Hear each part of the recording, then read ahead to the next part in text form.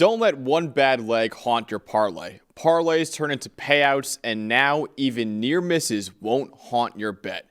The NFL season is here, and DraftKings Sportsbook, an official sports betting partner of the NFL, is rewriting the rules with Ghost Leg, a new game-changing promotion that turns close calls into cold, hard cash. Best of all, it's available to all DraftKings customers. Here's how it works. Build any 3+ leg pregame NFL parlay on Sunday, apply your Ghost Leg token, and if one leg loses, DraftKings makes it vanish like it never existed and pays you out in cash for the rest. Last season, over 30 million parlays were lost by a single leg. This year, Ghost Leg gives those busted bets a second life. No more busted parlays that haunt you all season. With Ghost Leg, the bad leg vanishes. The payout doesn't. Download the DraftKings Sportsbook app and use code PFF. That's code PFF to unlock Ghost Leg, the promotion that makes one bad leg disappear and pays you out in real cash. Ghost your losses, get your payout in partnership with DraftKings Sportsbook. The crown is yours.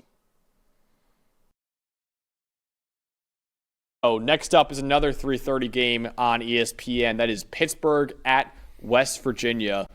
And Dalton is the final backyard brawl, unfortunately, for a few years because Pittsburgh and West Virginia, they will meet on Saturday for the 108th time in what's known as the backyard brawl, one of the fiercest rivalries that we have in college football.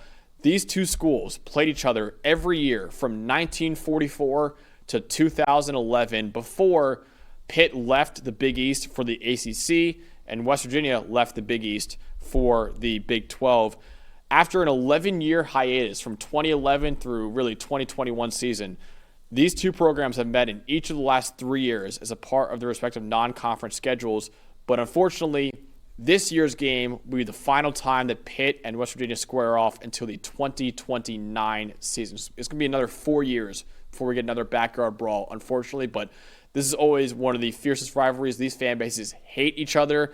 I can't wait to watch this game. Oh boy, you just go back through all the memories, especially when they were both in the Big East and fighting to contend for a Big East title back in the day. But no, it's always it's just one of the best names for a rivalry. Oh first. yeah, Just like it just fits so well, doesn't it? Like yeah, backyard brawl. Like it feels like that's what it is every single time, and even better, Rich Rodriguez being back for it. Oh, yeah. That just rules, man. Rich Rodriguez against Pat Narduzzi. What a coaching matchup there. And the last time for a while maybe, but, it'll be back soon. This is, and I think for both of these teams trying to find their footing in not, it's not a conference game, but I think trying to figure out kind of the measuring stick of how good they are and what they need to fix heading into conference play. And these games seem to always end in weird ways, too. It's always a close game at the very end, and then a wild play seems to swing the momentum of that ball game. So I can't wait to watch the backyard brawl. Unfortunately, again, the last one we'll have until 2029, but we're going to enjoy this one on Saturday. Dalton, you have the West Virginia offense, which unfortunately received devastating news yesterday. Star running back Jaheim White, who I had as a top 10 running back in America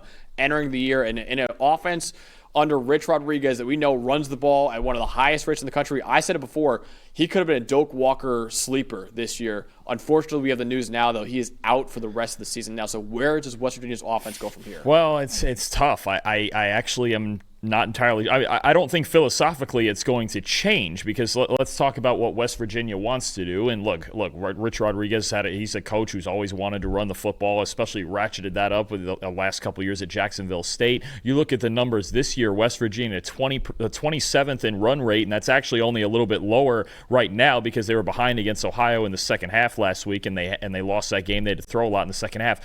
Number one team in the country when it comes to the percentage of read options they run. It's a constant option football in the backfield. 19th in yards per carry, 16th in yards after contact per carry, which again is a big thing for an option team playing in open space so often. 10th in explosive run rate. If you're going to beat West Virginia, you have to stop the run. So philosophically, nothing is going to change. The problem is you just lost your best player for the season with this knee injury. Jaheim White really was the engine of it. They didn't score a point after he got hurt last week. I mean, he had the only touchdown. I mean, it's just this is a problem. This is a real problem because they're going to try to. And look, Nico Marchiol is not the most dynamic quarterback. He's going to run the system. He's a veteran. He's been there. He's the incumbent. He was there last year.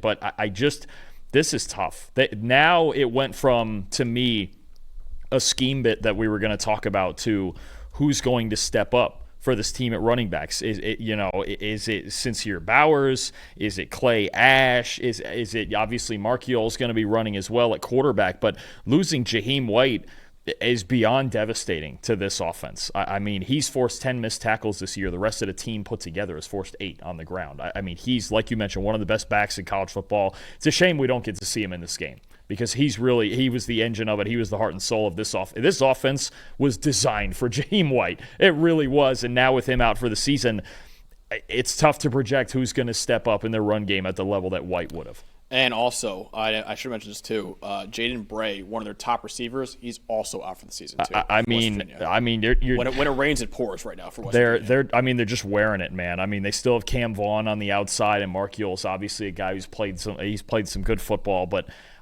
that's tough for a team like this, and also a team like this that they're not stacked with receiving options. They don't throw the ball very much. They don't want to throw the ball very much. They want to run the ball, but also now their superstar running back is out. So it's tough. West Virginia, they're going to be grinding in this game. I think that's going to be the big thing, and they were going to be grinding anyway because Pat Narduzzi's defense is really good. But I'll tell you what, this is a tough task now without White, and I know they're at home, and I know it's still going to be a lot of energy. But West Virginia is going to have to find a way to run the football. It just got a lot harder with these injuries. Yeah, again, one of the top 10 running backs in the country, and Jaheim White out for the season for West Virginia, and also their number 2 receiver on the team, Jaden Bray, he's also out for the season for West Virginia too. So a lot of injuries, unfortunately, for that Mountaineers offense right now. My match to watch for Pittsburgh's offense is really, can Eli Holstein make the throws to win this game? So far, through 2 games, it's looked pretty good for Eli Holstein in terms of box score numbers. He has a 519 passing yards,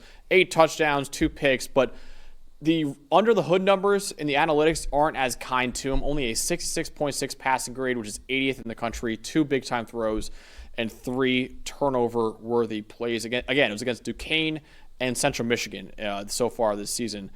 Their star offensive player on Pitt is also the running back in Desmond Reed, but he may have a tough time in this game as a runner. Last year against West Virginia, he only ran for 26 yards, averaging 2.4 yards per carry, easily Desmond Reed's worst performance of the entire season.